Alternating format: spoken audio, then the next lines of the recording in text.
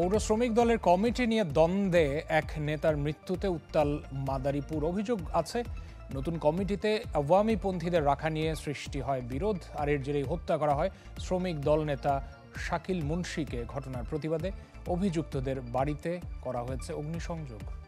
জীবনের সব আয়োজন এখানে একসাথে।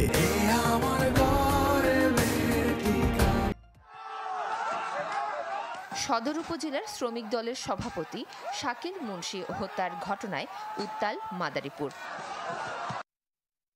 সম্প্রতি মাদারীপুর পৌর শ্রমিক দলের কমিটিতে সভাপতি করা হয় লিটন হাওলাদারকে। লিটন ছিলেন যুবলীগ নেতা, একই সাথে পৌর আওয়ামী লীগের সাধারণ সম্পাদকের ছোট ভাই। নতুন শ্রমিক দল কমিটির সাধারণ সম্পাদক ও সাংগঠনিক সম্পাদকও আওয়ামী লীগের রাজনীতির সাথে জড়িত। এর প্রতিবাদ জানান সদর উপজেলা শ্রমিক দলের একাংশের সভাপতি শাকিল মুন্সি। অভিযোগ, এরই জেরে রোববার রাতে তাকে কুপিয়ে হত্যা করে লিটন হাওলাদার ও তার সহযোগীরা।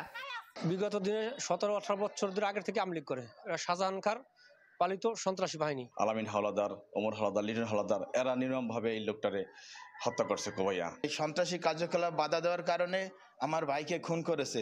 আমি আমার ভাইয়ের খুনির বিচার চাই।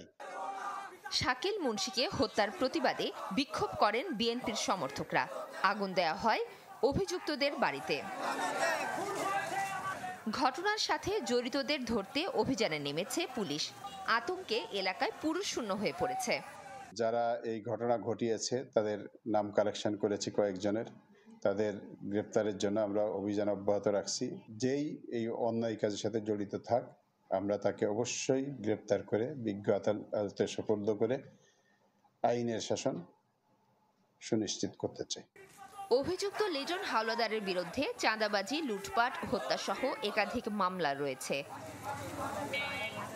Desk report, channel 24।